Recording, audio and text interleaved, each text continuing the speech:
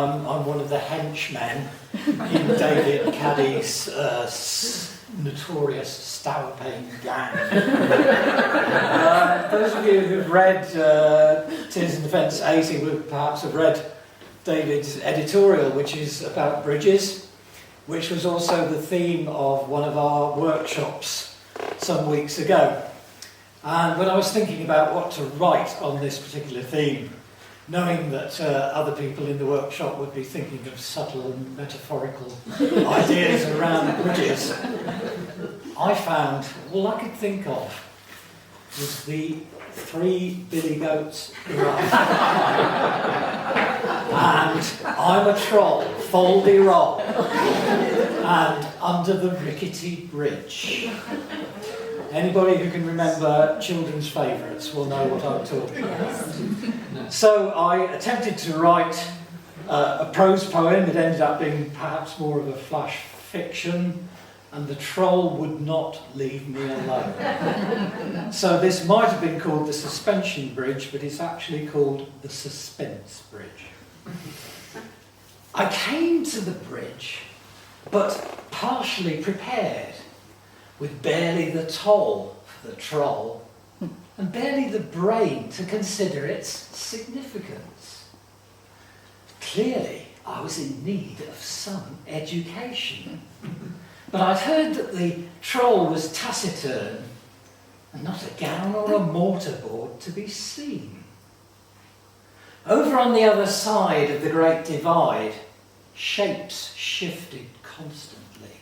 A kaleidoscope of suggestions, a pictorama of fragments, suggesting barely imaginable possibilities, yet none made of solids. There was only the span, the strip of a surface, the glint of a handrail, the tut of a turret. Just then, the troll appeared, scrambling up from his station among the stanchions, all twisted teeth and horny claws. The latter clutching a clipboard to which terms and conditions were laid. I greeted him with a signal. A shimmer of tension bridged the gap between my enigmatic utterance and the abrasive tones of his reply.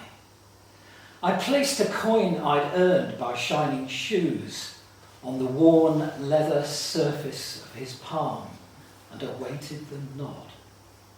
I could smell his breath, chip shops blended with shag tobacco. He bade me forward. The passage took longer than I thought. At first, I was afraid to look down, the ravine below me being reputedly bottomless. Eventually, I couldn't resist a glimpse, but all I could see were shades of despair and gas men on ledges spraying aimlessly into the mist. Nevertheless, my stomach churned in somersaults. Better all round to turn away and resume my walk towards the phantasmagoria that awaited me. On the final approach, the only thing left to do was to extract a small incendiary from my baggage and in an apparently casual gesture, toss it over my shoulder. Shaftesbury every year has an event called the Shaftesbury Fringe Festival. It's not quite the Edinburgh Festival, but it's getting closer each year. For the Fringe Festival, I did a couple of performances under the title Richard Foreman, Technophobe. And I sort of basically did a kind of a mixture of some sort of doggerelish funny poems and a few more serious poems concerning my disquiet with technology, social media, etc., artificial intelligence, and hopefully I both entertained people and gave them a little bit to think about. And I'd like to read for my second piece one poem out of that, but I'll just read a little bit from the introduction I did at the Fringe. The poem riffs on the language around big data, which is defined by these people as data that contains a greater variety, arriving in increasing volumes with more velocity. You will have probably noticed the alliteration there. They're very fond of that. And we're talking big. A petabyte, in case you didn't know, is 1 million gigabytes, enough to store apparently 250,000 full-length movies. But big data deals in millions of petabytes. And these millions of petabytes are stored in so-called cloud data warehouses that employ exotically named software. Now, I'll give you some of the names of these. BigQuery, Redshift, Teradata, Azure Synapse, and interestingly, Snowflake.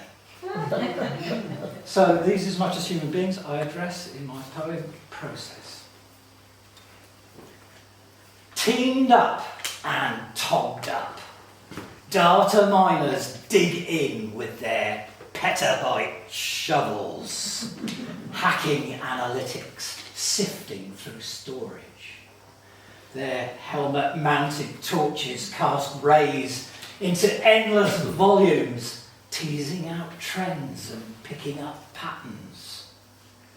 They do not dream, they measure at velocity, white rafting info streams, diving into diversity deep in the data lake. They may seek veracity in vectors of value, but they may not agree on its providence. Data miners are drilling wherever we wander, boreholes to core, diamond tips to cranial matter. Our facts and opinions feed into their network, elegantly extruded in bar charts and graphs, colour-coded to colour thought. Data miners drink deep from our resources, chomp at our culture, and crash through our barriers. Exponential is their lifeblood. Intricate thickets course through their veins. They throb with excitement as the future unfurls. The past is forgotten. The pace accelerates. And out of this slipstream, mountains emerge.